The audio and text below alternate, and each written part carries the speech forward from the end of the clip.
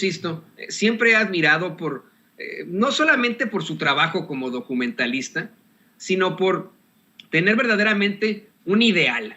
Hoy es tan difícil encontrar en los medios de comunicación tradicionales o independientes el actuar de muchos de nosotros con ideales, con una visión de futuro completamente positivista. Creo que eso define muchas veces a nuestro compañero Daniel Marmolejo, un gran idealista del periodismo. Daniel, muy bienvenido a tu espacio, te ofrecemos disculpas, ha sido un día extremadamente acalorado, con muchas declaraciones, pero aquí estamos finalmente contigo y te abrazamos. Querido Toño, me da mucho gusto saludarte, a ti, a la audiencia de Sin Censura, a Vicente Serrano, donde quiera que se encuentre en este momento, y desde luego a todo el equipo técnico y a los compañeros que han ocupado este espacio para reflexionar de manera muy interesante en este inicio de semana lleno de complejidad y de interés nacional e internacional, Toño. Siempre atento a tus órdenes. Tus órdenes aquí también, querido Daniel, y pues mira, hablemos de eso, hablemos de la guerra híbrida, hablemos de los golpes mediáticos. Hoy, precisamente el presidente López Obrador aseguró que el INE está actuando de manera antidemocrática y hasta violando la Constitución ante la forma en la que están supuestamente difundiendo y no información por la consulta de revocación de mandato. Dijo que el INE está siendo defendido por esos periodistas vendidos que le apuestan al golpismo mediático. Y aclaró, ya así, sin tapujos, mi querido Daniel, en la conferencia de prensa mañanera, que no es que haya un golpe militar, que no es que se necesiten tanques o fusiles, creo que dijo hasta carabinas o algo así, escopetas, sino que desde los medios de comunicación tradicionales se busca tener al gobernante que no se arrodilla, se busca tenerle en salmuera, al fuego lento, con guerra sucia permanente, con campañas de calumnia como de la que hablaba hace unos momentos en contra de Sin Censura, en contra de nosotros, campañas de desprestigio. ¿Qué nos puedes decir sobre esto, Daniel? Pues justamente la guerra híbrida que empezamos a desnudar hace casi 3 años y que hemos seguido avanzando en el estudio de uno de los fenómenos más complejos que significa la integración de estrategias, algunas tradicionales, pero principalmente no tradicionales, toma gran importancia con lo que está sucediendo en el mundo, con la cancelación de varios medios de comunicación que pudieran ser importantes tras el conflicto en Ucrania. Y no es una cuestión unilateral, primero ha sido unilateral, pero después ya es bilateral y después ya es global. Desde hace varias décadas, Toño, hubo una promesa muy importante, tú que estás en Estados Unidos, que era desarrollar una infraestructura de telecomunicaciones que permitiera integrar a las principales cadenas, establecer como una especie de Silicon Valley, desde donde se pudieran generar las transmisiones en todo Estados Unidos y parte del continente. Después esto evolucionó a algo que se denomina el Global Information Infrastructure, con lo cual la estrategia de comunicaciones sería a través de satélites organizando toda la información. Pero lo que no se dijo es que se iban a alinear dentro de una sola narrativa para imponer la visión unipolar del mundo. Eso no se dijo. Entonces, quienes veíamos la posibilidad de que la humanidad integrara comunicaciones satelitales, que sorteáramos el escenario de las transmisiones hacia lo más novedoso y que pudiéramos tener información de manera pues inmediata desde la década de los 90, vino acompasado por el desarrollo del Internet, pero en todo este juego tecnológico lo que ha imperado es la visión unipolar del mundo. Y cuando se habló de las benditas redes sociales y cuando hace algunos años canales que pues eran muy locales y que no dejan de tener un interés propagandístico, yo creo que ninguno de los grandes medios está ajeno de cualquiera de los bloques en disputas. La realidad es de que se pudo abrir un poco más el espectro del conocimiento. Es allí donde medios como Sin Censura y tantos otros empiezan a germinar de manera importante. Pero llegamos a un punto en el que la alternancia de las narrativas unipolares está siendo beligerantemente atacada a través del control de las redes, de las distintas plataformas y también del espectro radioeléctrico, al grado de que nos acercamos literalmente a un escenario de desmontaje de la alternativa al mundo unipolar. Y esto es verdaderamente complicado porque de suceder, Toño, nos quedaríamos solamente con una voz en todos los canales del espectro. Y México lo está viviendo también porque lo que mayormente escuchas en el espectro radioeléctrico concesionado por el Estado son las voces contra el gobierno. Eso es lo que realmente escuchas. Entonces la gente ha tenido que buscar la alternativa a través de las redes sociales en los márgenes discretos de lo que nos permiten sobrevivir, porque ya se dieron ellos cuenta que si alcanzáramos los niveles de rating, los niveles de audiencia que realmente nos merecemos, ¿sí? Ellos estarían prácticamente en un desbalance desde que la perspectiva alternativa logre encaramarse a través de una reflexión, de una depuración, de un proceso continuo de fortalecimiento de sus estrategias y también de desarrollo de tecnologías para hacer que fuese más democrática y soportable la comunicación. Lo que Sin Censura hace en ese sentido es una estrategia tecnológica muy interesante, con elementos discretos, limitados, mientras que los grandes medios llegan y aparcan su gran camioneta de microondas frente a Palacio Nacional, me refiero a Televisa, pues para hacer las transmisiones de las mañaneras, que ni las transmite como propia fuente, sino que utiliza la señal de Sepropié. Entonces tú te preguntas, ¿para qué tanto circo? Pero te demuestran claramente su potencial tecnológico, que está muy bien, pero poder sacar una vanguardia, tener comunicadores alternativos que con su teléfono están haciendo maniobras de comunicación, es muy importante, pero es mucho riesgo, querido Toño, es mucho riesgo. El esfuerzo que hacen desde luego las comunidades, insisto, por ejemplo, la de Sin Censura, la de Sin Línea, la de Cuarta República, la de Tu Profe de RI, la de Hans Salazar, la de todo lo que significa la alternativa, implica también para ellos un gasto adicional, porque tienen que comprar paquetes si andan en movimiento, tener el internet móvil, utilizar las redes móviles para poder llegar a esto, cuando pudieran sintonizarlo en la radio, cuando pudieran poner una frecuencia de FM, cuando pudieran verlo en la televisión. Pero yo considero que no ha habido todavía una política para hacer la pluralidad y el esquema mucho más democrático como realmente se necesita. Creo que ha fallado o ha sido insuficiente hasta el momento la estrategia del sistema público de radiodifusión del Estado mexicano, quienes invitan, por ejemplo, veía que invitaron a Vicente y me da mucho gusto a Canal 11. No, Vicente debiera tener un programa en Canal 11, pero siguen todavía copando estas estructuras y no los han sacudido. Y además es gente que no tiene rating, pero ocupan los espacios, que también esa es una cuestión interesante.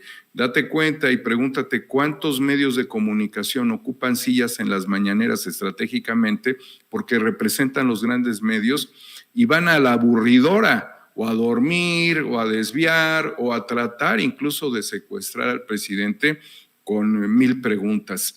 Entonces, si nosotros estamos ante esta circunstancia, lo que se va a imponer para los próximos años y específicamente para el 2024 en México es una sola narrativa. Y tener una sola narrativa significa que no sería nuestra narrativa, porque lo que van a hacer es apagarnos a nosotros como estarían apagando a muchos medios de comunicación. Y date cuenta también en este ejemplo que te voy a dar. Por ejemplo, en el tiempo de Hugo Chávez se logró potenciar también un sistema de comunicaciones que se llama Telesur. Y después Telesur fue desmontado de muchas frecuencias en América Latina y hacía un trabajo realmente honesto. Y ahora sucede con RT, con Sputnik, con Ripley. Así sucede, ¿sí? ¿Qué quiero decir con todo esto? Que no estamos realmente en un esfuerzo de integración que nos ayude a salvarnos a nosotros mismos.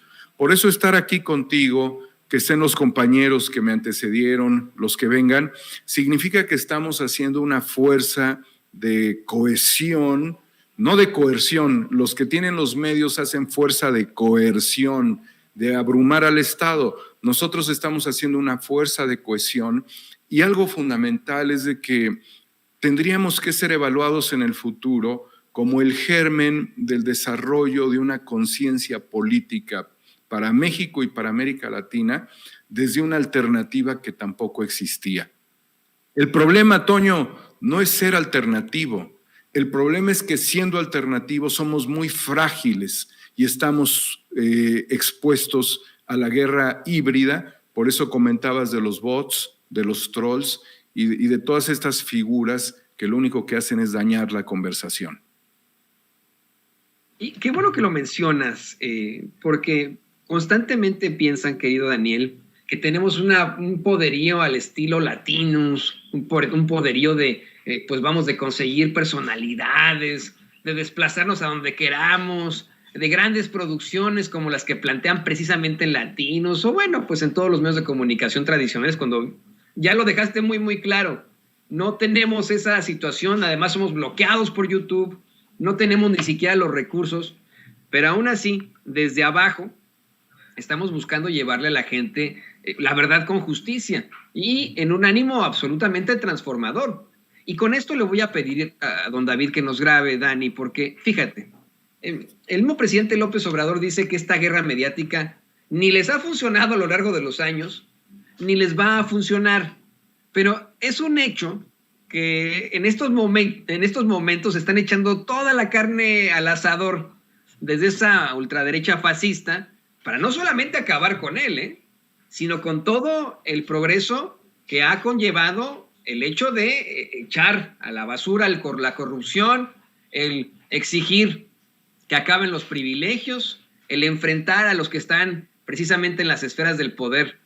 Te digo, Dani, mi pregunta es esa, querido Daniel Marmolejo. El presidente dice que esa guerra mediática ni les funcionó, ni les va a funcionar. Pero ¿hay algún riesgo de que en algún momento el pueblo de México sí cambie? ¿De que en algún momento consigan hacerse del poder otra vez? Mira, la posibilidad existe porque la historia se escribe día con día. Y también hay algo que permitiría a la derecha acceder al poder nuevamente. O sea, mientras no estén aniquilados totalmente, ellos van a seguir estableciendo una lógica. Y esto tiene que ver con el intervencionismo. Y cuando se logran hacer fuerzas de coerción entre las élites locales y las élites extranjeras, terminan por sucumbir y por crear estados fallidos que finalmente sirven a los intereses que no son los nuestros, de los mexicanos. Tú piensa, es evidente, ¿qué haría Cuadri si presidiera este país? Entregaría de Oaxaca para abajo, excepto Quintana Roo, a los europeos. A los norteamericanos haría una conexión Miami-Cancún, Riviera Maya, para dárselos a los gringos. El norte lo negociaría también con Estados Unidos. O sea, y nos dejarían de Guanajuato para acá los mexicanos, ¿no? O sea, realmente lo que tenemos que entender es de que hay una visión en el mundo, que no es la visión que nosotros anhelamos, que es la de acabar con los estados nacionales y convertirlos, fragmentar los estados nacionales en ciudades-estado y que sean los oligarcas planetarios quienes tengan el control de estas regiones económicas mediante la división. Por eso yo quisiera apuntar a algo, Toño, que me resulta fundamental en este momento y que tendría que ver con la mezquindad en cualquier circunstancia en la que nos encontráramos en este momento. Ojo con lo que voy a decir. la mezquindad de quienes pudieran apuñalar no solamente el proyecto de nación, sino los esfuerzos alternativos en algo que pudiéramos entender dentro del mismo esquema de la guerra híbrida, y particularmente sería generar una diatriba negativa hacia las figuras que están haciendo una labor porque el país mejore. No sé si me explico, me refiero a las traiciones que se pudieran dar, por ejemplo, que yo traicionara sin censura, ¿no? Imagínate nada más, o que sin censura traicionara a Juanito Pérez, o que se diera esto.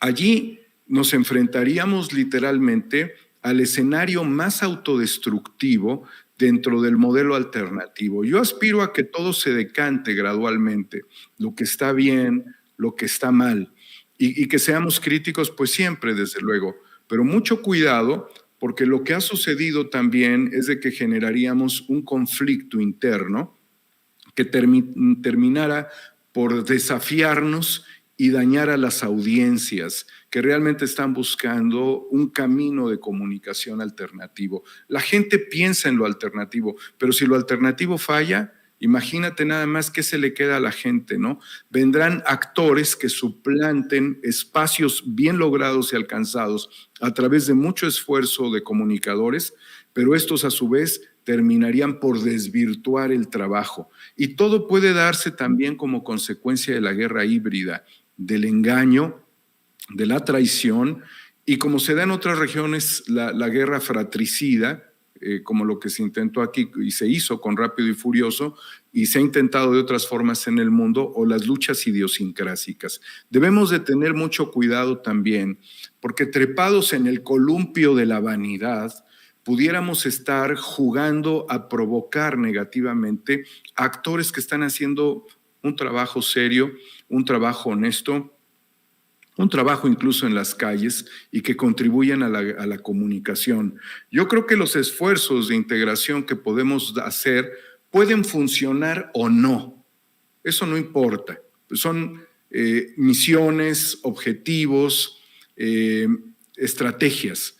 Pero lo más importante es no dañar el escenario en el que nos encontramos, porque si ya es vulnerable tecnológicamente debido a que no somos los propietarios, imagínate avanzar en la diatriba negativa, violenta contra los compañeros que uno ni conoce, no sabe de los esfuerzos que muchos hacen por llegar a la mañanera temprano, con poco dinero en la bolsa, pero con un gran espíritu. Debemos de preservar la tranquilidad y la armonía en estos escenarios para generar todavía más que lo deseable en este momento, que es una transición política para el 2024, en donde no gane nuestra voz o nuestros espacios los ocupe la derecha o la ultraderecha.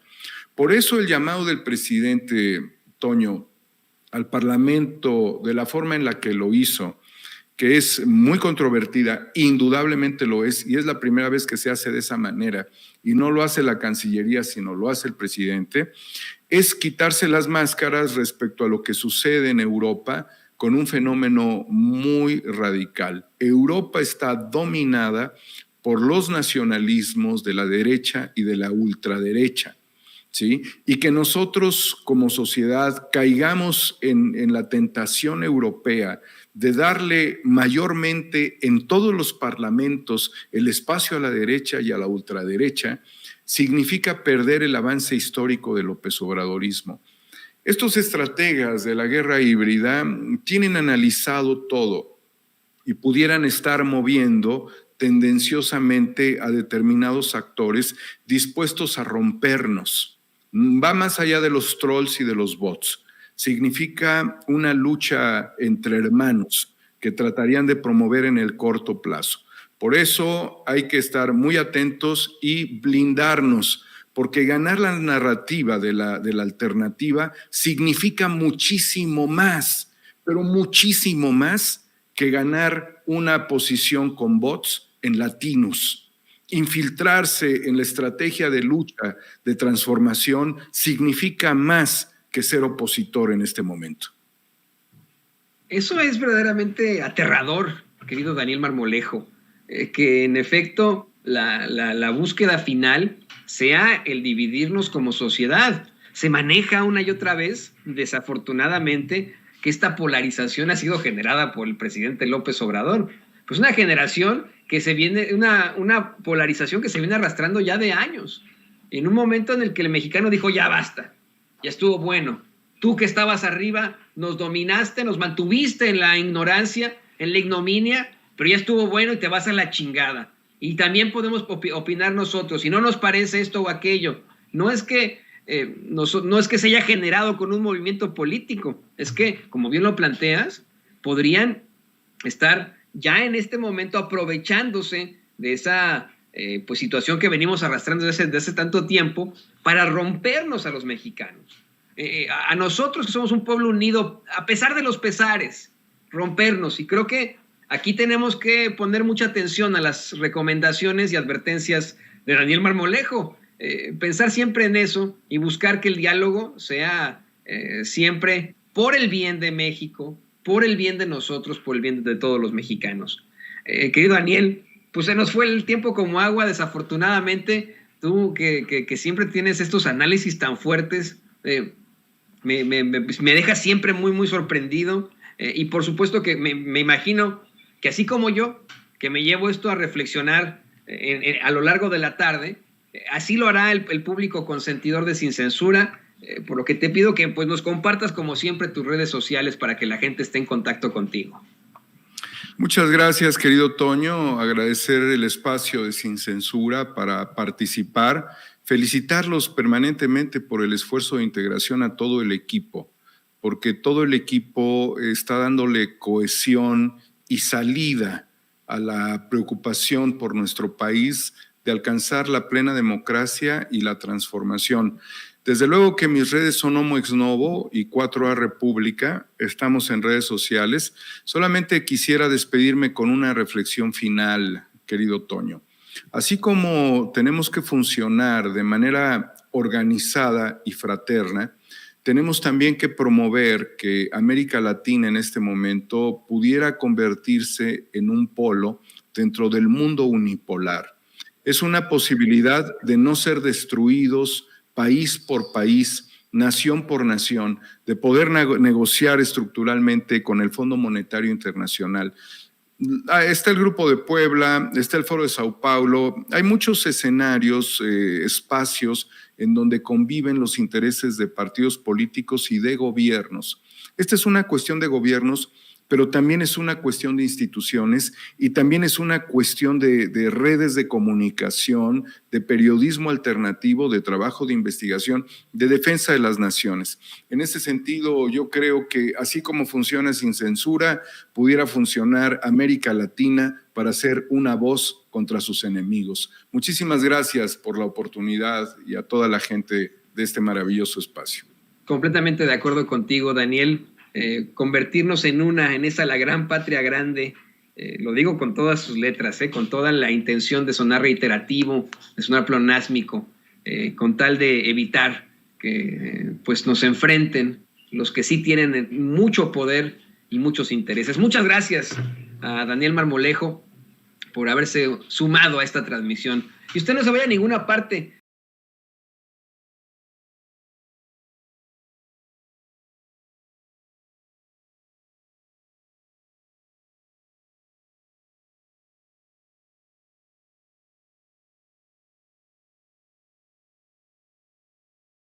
Déjeme saludar a un admiradísimo colaborador de este espacio, al sociólogo y analista político, Julián Atilano. Julián, muy bienvenido a este espacio. Queridísimo Toño, la admiración ya sabes que es mutua y muchas gracias por haberme invitado y saludo a la gran familia de Sin Censura. No, al contrario, pues nos encanta estar siempre aquí iluminándonos de situaciones tan importantes como las que tú planteas, Julián. Y hoy, pues precisamente quisiera hablar contigo sobre estas declaraciones del presidente López Obrador. Se burla de esa oposición por tener como presidenciables a una Lili Téllez, a un Gabriel Cuadri, a una Margarita Zavala, a Santiago Krill, pone hasta, bueno, a Loretta, a Aristegui, Alito Moreno, y al pobre Damián Cepeda casi le dice, pues hay un güey que se llama ahí Cepeda, ¿no? Que creo que es diputado, no lo topo bien, ¿no? Pero también él está buscando. Esa es, en todo caso, la oposición a la que se enfrentaría quien podría ser el sucesor del presidente López Obrador.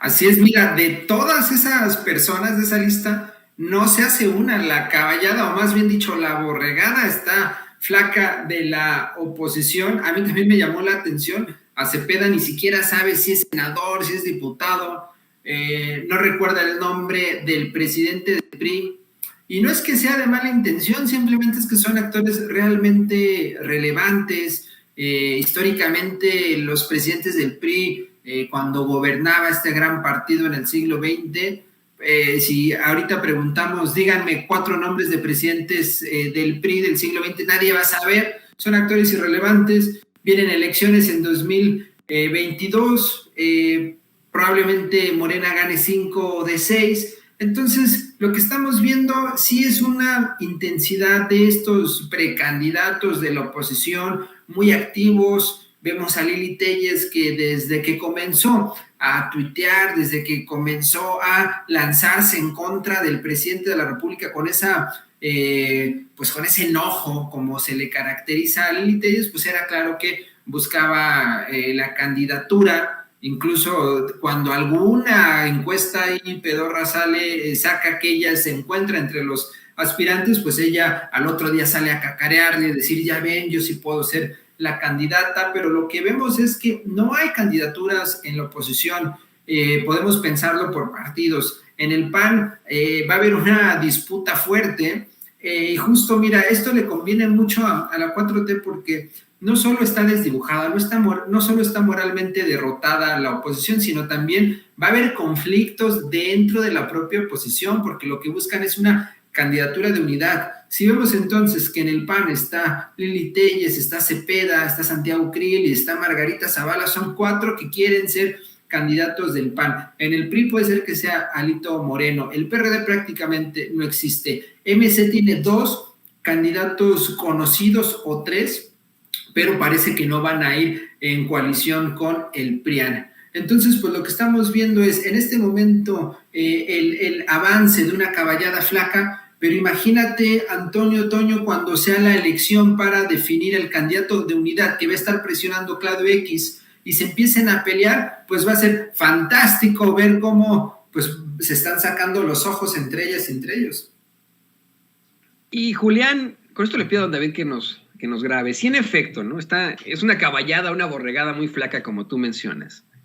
Y se van a sacar los ojos para ver quién queda como el candidato de una ¿cómo decirlo? Pues de una amalgama de lo peor que tiene en la política México, porque de otra forma no podrían vencer al probable sucesor del presidente López Obrador o a la probable sucesora del presidente López Obrador. Sin embargo, sí creo que debemos tomar en consideración esos conservadores que gozan del apoyo del presidente López Obrador. Sí, mira, Lili Téllez y Loret de Mola son presidenciables como una burla, pero ¿qué tal conservadores como Maru Campos, como Mauricio Vila, o hasta el mismo Ricardo Monreal como lobo con piel de oveja, un sujeto que nos plantea constantemente que es de izquierda, es el coordinador de Morena en el Senado, ¿no? Pero que pues son elementos muy, muy cercanos a las esferas del poder. ¿Tendrían ellos algún tipo de posibilidad, de probabilidad frente a los otros payasos? Pues mira, al menos un poquito más. Es algo que ya se sabe, es a lo mejor un lugar común lo que voy a decir, pero realmente la disputa fuerte va a estar en Morena. Es un movimiento que creció, yo creo, nadie pensaba que iba a crecer tan grande, de la manera, con la rapidez, con la fuerza que ha tenido Morena, y probablemente sí haya una serie de tensiones. No creo que haya las grandes rupturas. Algunos dicen, es que si Marcelo no es el candidato se va a ir. No creo que suceda eso. Yo creo que si es Claudio o si es Marcelo, va a haber cierta relación. Son personas que vienen desde mucho tiempo atrás con el movimiento y que seguramente puede haber un acuerdo porque perderían mucho más. En este caso, Marcelo, si llegara a no quedar como candidato, perdería mucho más si se sale que si se queda, porque no va a haber ninguna figura del tamaño que sea quien sea, que compita en contra de Morena y gane, ¿no? Entonces imagínate salirte de Morena para perder cuando no tienes 15, 16 años, pues yo creo que sería un balazo en el pie. Y lo que podemos ver con Ricardo Monreal, pues es muy claro. A ver, acaba de sacar una carta prácticamente poniéndose como tapete ante los eurodiputados. A mí honestamente, y lo he dicho en distintos momentos, Toño, me parece que ya tuvo que haber salido de Morena, ya tuvo que haber dejado la coordinación de senadores. Entiendo que vienen reformas importantes, entiendo que viene la reforma eléctrica, viene la reforma electoral y que haría mucho ruido que salga un personaje dentro de Morena, dentro del Senado. Estaría mucho ruido porque ahorita necesitas unidad. Yo creo que esa es la lectura desde pues la 4T, ¿no? Porque entendamos que hay división de poderes, pero lo que es claro es que el tipo está jalando por su cuenta, o sea, el tipo no está apoyando de ninguna manera. Sucedió lo del 8M en la Ciudad de México, Monreal no habló nada como para darle un espaldarazo a Claudia, el que tiene pues mucho que ver en la Ciudad de México, ya ni hablar de las críticas que ha hecho a la 4T. Entonces, es probable que se vea una escisión muy mínima del monrealismo y pues habrá que ver a dónde se va. Pero algo que es cierto es que tampoco es que sea el candidato que la oposición quiere. A la oposición no le serviría tener a alguien como Ricardo Monreal como candidato, porque quienes pueden votar por Ricardo Monreal se quedarían en la izquierda a favor de la 4T. ¿Quién de la oposición votaría por Ricardo Monreal? Más que el grupo de monrealistas que probablemente no te ganan más que una elección como es la Cuauhtémoc, ¿no? Entonces, la decisión, si llega a haber de la 4T, va a ser mínima, sí va a haber tensiones, va a ser un momento fuerte, va a haber ahí negociaciones, pero yo creo que 2024 la tiene aseguradísima la 4T. Qué interesante eso que planteas. Vamos a ver qué es lo que pasa. Yo me preocupaba más bien por la cuestión de los pues conservadores que hoy gozan de todo ese apoyo del presidente como Mauricio Vila, como la misma Maru Campos, ¿no? A ver qué pasa con todo eso. Pero ahora que mencionen lo de los eurodiputados, y grábenos, don David, ahora que Julián mencionas este apoyo que le da Monreal a los eurodiputados, hoy el presidente López Obrador aseguró que si le rascan la proclama de los eurodiputados, sale de México y que tiene que ver con Claudia X González, que tiene que ver con Héctor Aguilar Camín, que tiene que ver con Enrique Krause. ¿Qué opinas de esto, querido Julián? Estoy totalmente de acuerdo con esa lectura que hizo el presidente Toño, es evidente. También lo comentábamos la semana pasada con Vicente. Desde el principio era claro que, los eurodiputados, estos legisladores que se componen de distintos legislativos de Europa, de la Europa occidental, pues evidentemente no es que tengan en la mira, no es que el tema México lo tengan en la agenda y se despierten y digan, ay, ¿qué está pasando en México? Evidentemente lo que pasó fue que tienen vínculos con sectores políticos mexicanos de derecha. Ahí está la lista: Claudio X González, los Krause, Loret de Mola, es decir, todo este grupo de conservadores pues sí tienen ligas con, por supuesto, con legisladores principalmente de España, de estos eurodiputados. Ahí vemos un vínculo y ahí vemos un tráfico de mensajes. Pero por otro lado, y es algo que se ha dicho, pero creo que no lo suficiente, Toño, es que estamos en un contexto que es el de la reforma eléctrica y los intereses que la reforma eléctrica que está proponiendo el presidente de México, pues tocaría a Iberdrola principalmente, los intereses del capital español. No es cualquier cosa. Imagínate que una empresa como Iberdrola tenga la capacidad de contratar expresidentes mexicanos como sus empleados. Felipe Calderón es empleado de Iberdrola, es decir, una empresa contrató al expresidente. Imagínate la fuerza que tienen para quitar, poner, comprar presidentes. Entonces, en ese contexto se está dando. No es casualidad, no es que se haya levantado y dijeron vamos a hacer un pronunciamiento en contra de México, sino que tiene que ver con este afán de desestabilizar la gobernabilidad en México para hacer ruido y luego entonces no haya la suficiente fuerza nacional, fuerza en México para que se impulse y se resuelva y se concrete la reforma eléctrica. Están tratando de minar por donde puedan. Afortunadamente tenemos mucho presidente, tenemos mucho pueblo y la respuesta que le dio López Obrador a estos eurodiputados fue fantástica porque fue una respuesta política a un mensaje meramente político.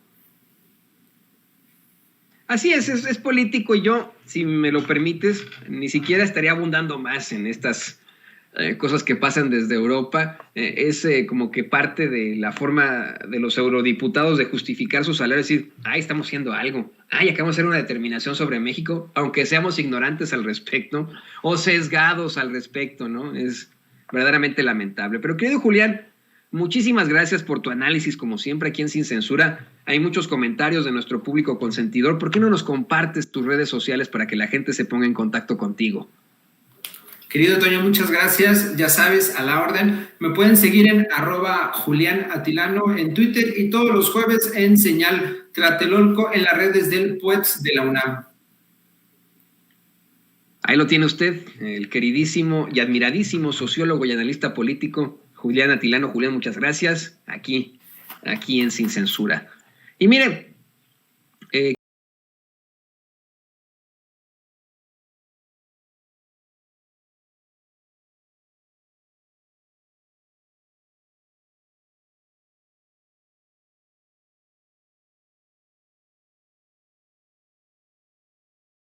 dos grandes amigas, a la queridísima Alina Duarte, corresponsal de Sin Censura, y a la abogada especialista en Derecho Electoral, Laura Ceballos Alcázar. Primero empiezo contigo, Alina, ¿cómo te va?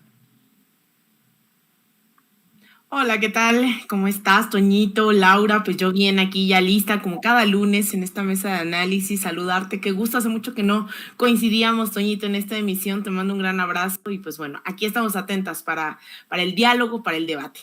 Sí, la última vez que coincidimos, Alina y yo, fue en Washington, D.C., en el encuentro de líderes de Norteamérica. Qué gran trabajo se realizó en ese momento con una gran colega. Y pues también espero que se pueda repetir, no solo con Alina, sino con Laura Ceballos Alcázar, que nos conozcamos personalmente un día de allá de estos, pero te saludo con mucho gusto también a ti, Laura.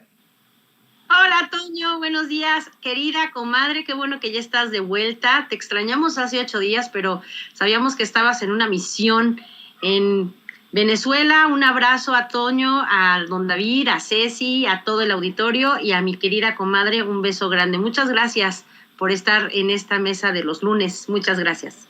No, gracias a ustedes dos. Y bueno, pues comencemos con Alina. Alina, el presidente López Obrador dice que no quiere eje, que quiere una unión de la Patagonia a Alaska, una unión ante esa minoría rapaz que ha controlado medios. Y lo planteaba desde el principio, lo preocupante de todo esto.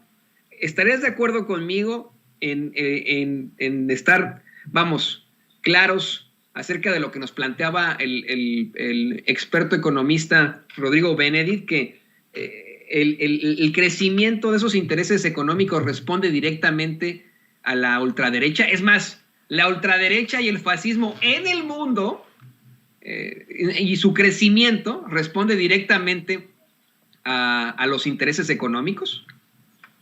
Pues mira, antes que nada, yo quiero mandar un saludo a la gente que nos acompañó en San Diego y en Tijuana este fin de semana en unas charlas justamente que tiene que ver con todos estos temas y el rol que juega Estados Unidos, pero también nuestra fuerza migrante en el mundo.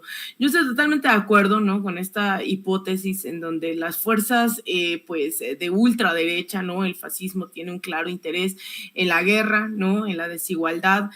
Ahora lo estamos viendo también en el caso de Ucrania, como que Estados Unidos, la OTAN y sus aliados pues durante 8 años estuvieron cercando, ¿no?, a Rusia militarmente, también los grupos neonazis en Donetsk, en Lugansk, y ahora lo que estamos viendo y la noticia del día de hoy es que justamente en Donetsk hubo un ataque con armas prohibidas achacado al gobierno, a los militares ucranianos, y de eso no se habla, ¿no? No se habla de cómo la gran industria armamentista genera todo un negocio y que termina pagando, pues al final son las personas, son los civiles. América Latina no está exenta de ese debate. En el caso de estas latitudes, lo que hemos visto es un Jair Bolsonaro, un Sebastián Piñera, que ahora ya sale de la moneda y entra Gabriel Boric, que han estado apostándole a la represión, a la desigualdad, en el caso de Colombia, a los paramilitares, al asesinato de la disidencia, y eso tiene que ver con un profundo espíritu fascista de estos gobiernos. Lo que escuchábamos en esta carta que manda como respuesta el presidente Alberto Fernández al gobierno de Andrés Manuel López Obrador saca muchísimas conclusiones. Yo ayer quería hacer un tuit, pero mejor quería leer a la gente. Les preguntaba con qué parte se quedan de esta carta leída el día de hoy aquí en el Palacio Nacional, en la mañanera.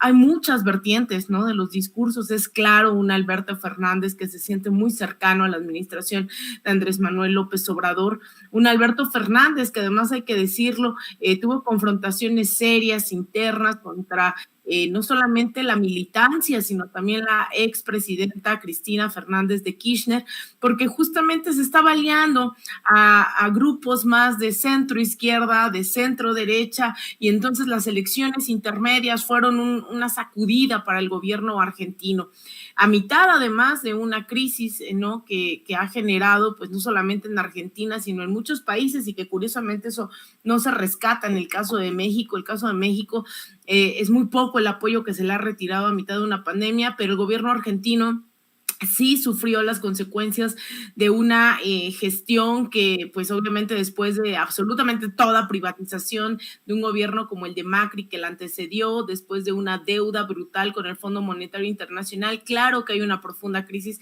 en Argentina y se ve muy cercano a Andrés Manuel López Obrador, no solo políticamente, sino ideológicamente, ¿no? Hay mucho cariño en esta carta.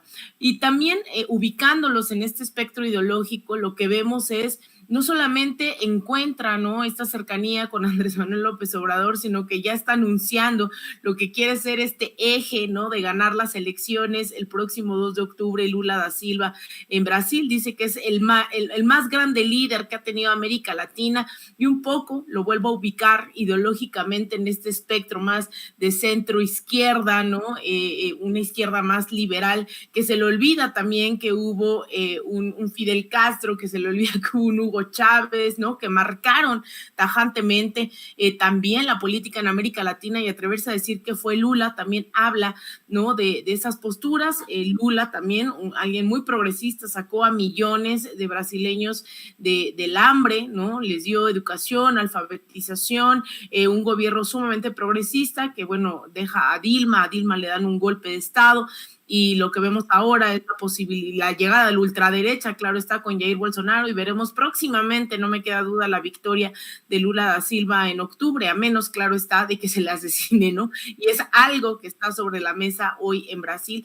Entonces, creo que esta cercanía, después también de las elecciones en Chile, que vimos ahora ya la toma de posesión de un Gabriel Boric, que también no está necesariamente ubicado en la izquierda revolucionaria, sino en la centroizquierda, con alianzas con la burguesía, alianzas, ¿no? Su canciller es fue la mano derecha de Almagro, quien queda en Hacienda es alguien que es muy bien visto por los empresarios, es decir, con todas estas alianzas bastante cuestionables, diciendo que Venezuela es un fracaso, sumándose al concierto internacional, ¿no?, condenando a estos gobiernos, o incluso en el caso de Ucrania, poniéndose de lado tal cual de Ucrania, ¿no? No es un tema de la guerra, sino una postura pro-OTAN, pro-Ucrania, ¿no?, donde hay militares, lo hemos visto, neonazis en varios puntos, queda bastante, ¿no? Ahí endeble esta relación que vamos a tener con Chile, pero al menos se visualiza este eje con Argentina, lo que puede ser llegar a ser con Brasil,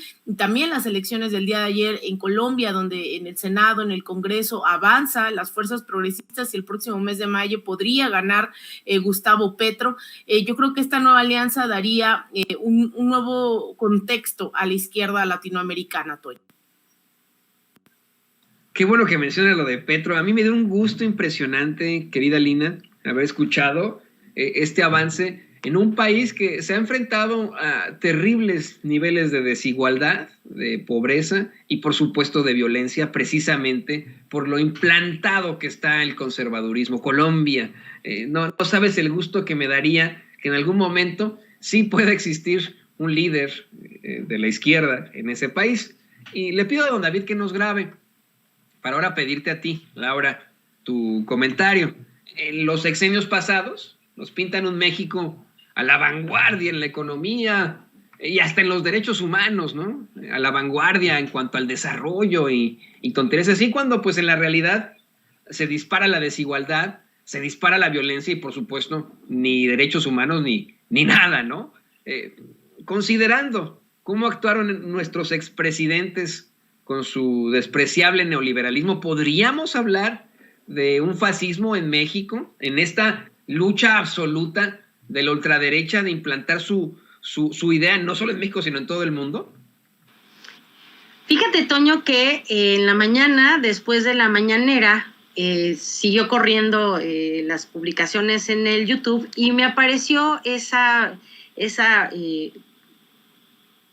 experiencia de Pigmenio Ibarra, pues entrevistando, haciendo un documental del presidente, y justamente recordó o dijo esta frase que me cae como anillo al dedo para esto, y dijo una frase de un crítico literario ruso, hablando de Bielinski decía: cuando un hombre se entrega por entero a la mentira, lo abandonan la inteligencia y el talento. Y me parece que este discurso, tanto de Europa, perdón por traerlo, pero es que hablaba de un literato ruso, pero también esto que se ha dicho en contra de las personas, de los pueblos americanos como incapaces para llevar a cabo un proyecto que los impulse hacia adelante, que nos haga despojarnos por fin de esta mentira, de esta forma brutal de opresión, a través de un neoliberalismo que rompió por completo todos los precarios equilibrios de justicia en derechos humanos, económicos, sociales, obviamente políticos. No han sido sino una mentira reiterada y una mentira tan mal contada que podemos ver a un Riquín Canallín que desde donde está, muy valentón, emite sus juicios y sus mentiras. Vemos a un grupo de eurodiputados que se atreven a hacer propia y signar una idea de ataque al presidente porque no les gusta a los conservadores del mundo este cambio de equilibrios que se está dando. Ojalá que Colombia vea también ya pues la salida de esta forma nefasta de influyentismo, de injerencismo estadounidense en su territorio. Ojalá que también Lula regrese, que quite por fin a Brasil, lo arranque de estas garras de destrucción. Vimos que en las intermedias, pues sí, a Argentina le dieron ganas de ver qué se sentía volver a votar por Macri. Entonces me parece que es un momento muy, muy importante, álgido, en donde tendremos que estar impulsando esta idea de que una patria grande probablemente necesite mucho tiempo de trabajo, un montón de arreglos, pero si tenemos un bloque políticamente fuerte y pujante, podremos hacer frente, obviamente, pues a un Estados Unidos injerencista, a una Europa injerencista, y más allá de eso tendríamos la posibilidad de sí tener un liderazgo pues de bloque, perdón por los bloques porque no son muy buenos, pero sí como una defensa en donde todos los países americanos tendríamos esta idea de ser un bloque de defensa ante otros ataques. Y obviamente también, aunque Estados Unidos se cree y se dice América, pues es mucho más que solamente un país, nada más es un país de toda la hermosa América, en donde pues sí hay millones de personas que tienen ganas de que esta ultraderecha, este neoliberalismo se destierren por fin. Entonces, pues sí estamos viendo una época, pues me parece que insuperable en cuanto a participación política y además de una instalación de pensamiento progresista real, no con estas falacias, estas mentiras que contaban para decir que el neoliberalismo era lo mejor que le podía pasar a los pueblos del mundo. Y en este caso sí creo que pues estos países que son tan icónicos, Argentina, México, Brasil, y hoy sumándose a otros países la idea de un cambio real, una revolución de las conciencias, restaurar la democracia, la voz de los pueblos para elegir a sus líderes, me parece que es lo más fuerte que vamos a ver al inicio de esta década.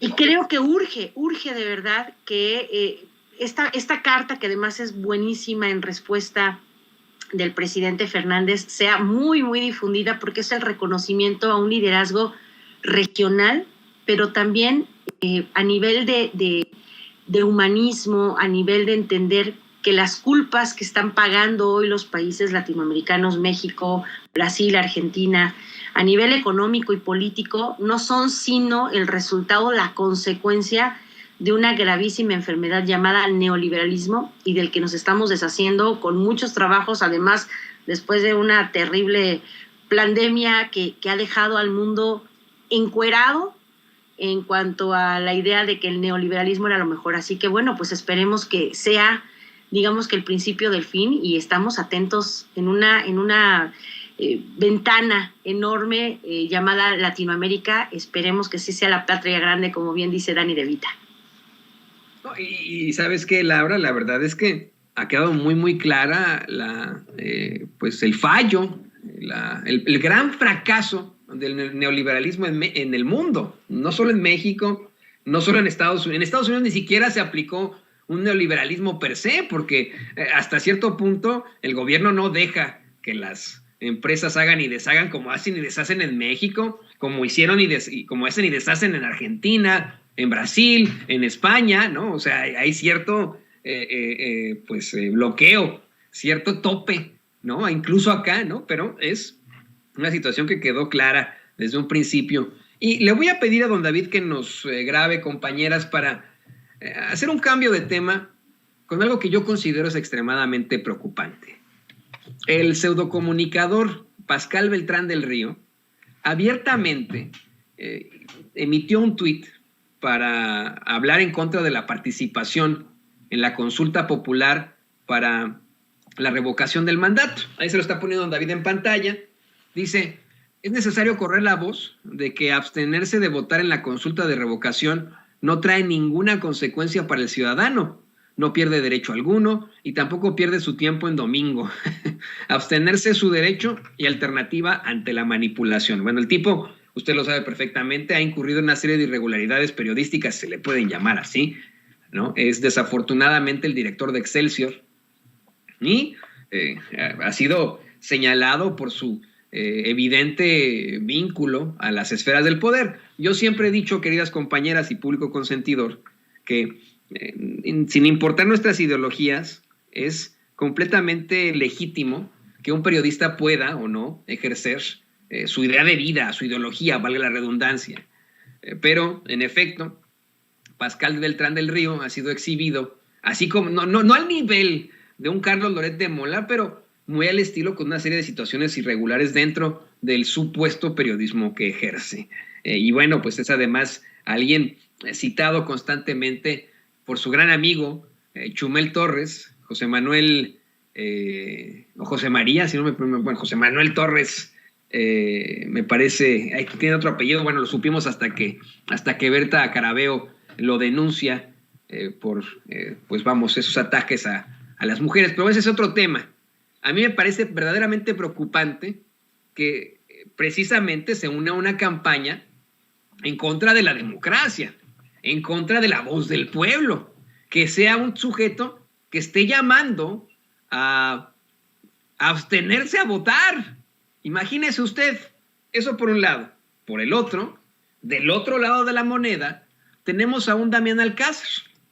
Un Damián Alcázar que nos habla de, pues, las problemáticas a las que nos enfrentamos como mexicanos en el pasado y que hoy, pues, pueden ser confrontadas con una revocación del mandato. Entonces, vamos, se pudieron confrontar en algún momento porque siempre estuvo en la Constitución, pero no tuvimos las herramientas para mandar a la chingada a esos que destruyeron a México en su momento. Imagínese usted que hubiéramos podido mandar a la chingada a un Felipe Calderón a mitad de su sexenio, a un Enrique Peña Nieto. Imagínese lo que hubiera pasado. Vamos a ver y escuchar a Damián Alcázar y lo comentamos de vuelta con Alina Duarte y con Laura Ceballos. A ti que eres trabajador o trabajadora, empleado o empleada, oficinista, te recuerdo que López Obrador elevó dignamente tu salario y lo sigue haciendo cada año. No regresemos al pasado, porque no solo subirá el aguacate y el limón, subirá todo, empezando por la gasolina, todo. Lo que no va a subir es tu salario, o subirá 1 o 2 pesos, como era antes. Este 10 de abril, sal a votar. Andrés Manuel tiene que seguir como nuestro presidente. Pues ahí están las dos caras de la moneda. Uno hablando, haciendo un llamado a que ni siquiera se vote, y el otro incluso haciendo un llamado a que se vote para que se mantenga el presidente López Obrador en el, en el poder. Le pido a don David que nos grabe para que escuchemos la idea al respecto de nuestra queridísima Alina Duarte. Pues miren, la revocación de mandato sin duda está levantando piedras, están saliendo los monstruos, están saliendo todos aquellos insectos venenosos, ¿no? Que definitivamente habían enarbolado el tema de la democracia por varias décadas. Sin embargo, cuando realmente trata de ejercerse y cuando se dan herramientas a la ciudadanía, al pueblo mexicano para que la ejerza, pues resulta que están en contra, ¿no? Y lo hemos visto con personajes de todo tipo, expresidentes, con los mismos órganos electorales que tienen que hacer valer, ¿no? La democracia en este país, pues se han puesto del lado incorrecto de la historia, pero además es muy peligroso porque siguen abriéndole las puertas a todas estas personas que de demócratas no tienen absolutamente nada. La revocación de mandato, creo, no se llega a dimensionar y a mí me preocupa, ¿no? Porque escucho a compañeros, compañeras, escucho a la gente en Tijuana, en San Diego, ¿no? Y la pregunta llega a ser, ¿se reunirá la votación? Creo que hay mucha claridad sobre los resultados que se van a obtener, que es pues favorable, ¿no? A que siga, ¿no? La frase es que siga el presidente. Pero el tema es por qué estamos en duda de que esos 30 millones o al menos 15 millones salgan a votar en la revocación, y creo que no se ha contextualizado históricamente lo que esto significa. Ante los hechos que hemos visto, que no son casuales durante las últimas semanas, sobre todo los últimos meses, desde que se anunció la reforma eléctrica, hemos visto al unísono al Parlamento Europeo, hemos visto a medios de comunicación de Miami, Estados Unidos, Latinos, ¿no? Hemos visto esta campaña que se ha llevado a cabo de forma acérrima, ¿no? Dura en contra del presidente, y eso no es casualidad. Y para desmontar justamente toda esa campaña, la gente luego dice, ¿qué hacemos, no? Bueno, ahí están las herramientas de ratificación o de revocación, ¿no? Del mandato, porque al final allá afuera no se sabe qué es lo que está pasando, ¿no? ¿Y por qué digo? Porque esa preocupación también hacia el exterior, porque desde afuera también se orquestan intentos de desestabilización, golpes de Estado, y el referéndum revocatorio no es solo una encuesta de popularidad de Andrés Manuel López Obrador, es un ejercicio para que la ciudadanía nos demuestre también y demostremos que estamos involucrados e involucradas con el futuro de este país. Y cuando digo el futuro de este país, también quiero ser muy enfática en que la gente allá afuera de México, sobre todo en Estados Unidos, también está muy preocupada, ¿no?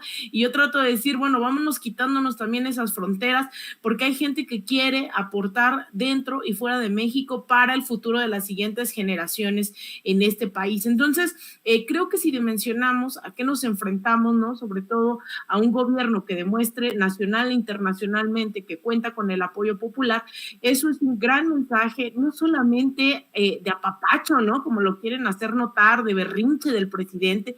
Esto es un mensaje directo a Iberdrola, un mensaje directo a las transnacionales, a las mineras, a los que quieren intervenir política, económicamente en este país, y decir que hay un pueblo no solo consciente, sino también organizado, que va a utilizar todas las herramientas a su alcance. Entonces, creo que este tema de si vamos a lograr o no la ratificación y dejarnos guiar por lo que está diciendo la oposición, o estos personajes que llaman a abstenerse y que no va a pasar nada, más bien yo les invitaría a que nos preocupemos y sumemos esfuerzos, que entendamos esto y le contemos a los vecinos. Hay gente que dice es que se va a ganar. No solo se necesita ganar, se necesitan millones de personas en las urnas, sea a favor de la ratificación o de la revocación. Ojo, ambos están convocados y convocadas a acudir a las urnas, y esperemos que esto avance y que más allá de que esta gente, bueno, más bien demostrar que esta gente solo tiene opiniones relevantes para cierto grupo dentro de Twitter, pero que en las calles y en la conciencia del pueblo mexicano dentro y fuera de México, pues tienen otra visión del futuro que queremos. Queridísima Laura Ceballos Alcázar, tu comentario al respecto. Fíjate, Toño, Alina tiene toda la razón.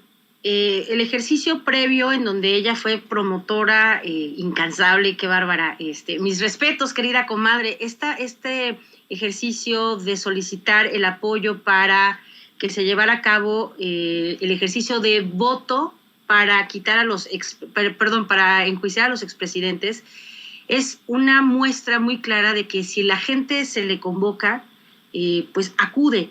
En este caso, si ustedes se dan cuenta, es reiterada la forma vil, baja del bloque PRIAN-RD, arropados por Claudio X González y obviamente también apoyados por este grupo de comunicadores que están a favor de lo que ellos digan, del que paga, manda, en efecto, y entonces están también pues muy, muy bien puestos con las condiciones para que el INE haga uso de esa forma de atacarnos, es decir, nuestro derecho de acudir a las urnas para emitir una opinión a través de un plebiscito, de una situación como esta que es el revocatorio, de un referéndum o de una consulta popular, llámese como se le llame, es el derecho humano a ejercer tu voz, a pertenecer a la ciudadanía, no solamente para pagar impuestos y cada 6 años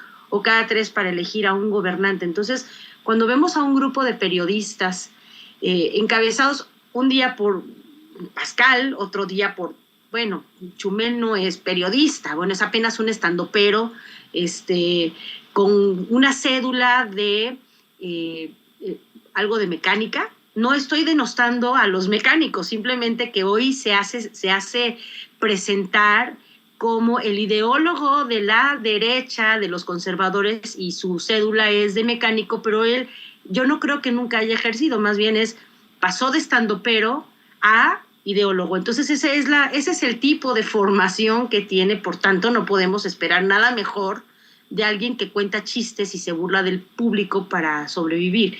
Entonces, si no son los periodistas de la derecha, que son los bastiones fuertes, como dice Alina, no pasan de sus redes sociales, la gente está muy involucrada, no por nada el INE ordenó que este fin de semana se quitaran más de 278 apoyos ciudadanos por creer o por emitir su idea de que hay oscuridad fiscal en relación con los apoyos ciudadanos. Muchos de ellos han demostrado ante el INE cómo ellos han pagado con sus facturas a nombre de las personas, con su dinero, estas lonas, estas pintas en bardas, estos microperforados que se ponen en las partes laterales o traseras de los camiones, o los que traen pegados en sus coches.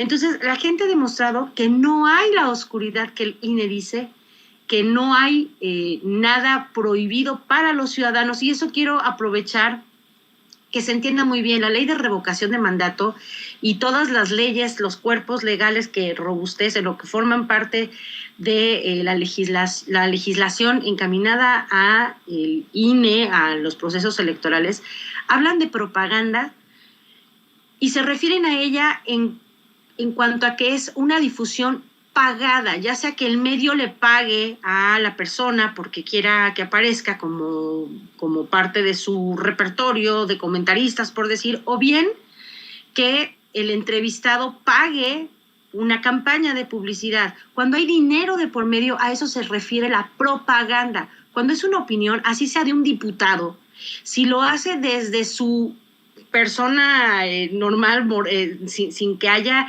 una intervención monetaria de parte del partido, no hay ningún delito, no es una situación irregular.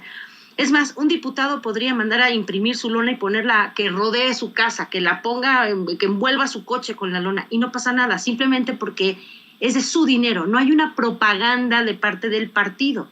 Y sin embargo, también la ley de revocación de mandato dice que los partidos tienen la facultad de promover este ejercicio de participación ciudadana siempre y cuando no haya dinero, es decir, que no paguen publicidad, sino que lo promuevan desde sus redes, que sus diputados debatan de ello, que se presenten en medios libres.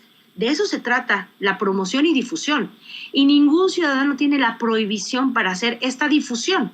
Entonces han jugado muy, muy baja y suciamente, sí permitiendo que los grandes comunicadores lo emitan desde sus trincheras, diciendo que para qué, que es un capricho del presidente, que cuesta muy caro, que mejor ese dinero se destine a otras cosas, pero no, lo que quieren es minimizar el alcance que esta herramienta en particular va a tener a futuro, porque va a tener dos caras. Por uno es como esos desarmadores reversibles, de un lado tiene cruz, del otro plano, y es exactamente eso.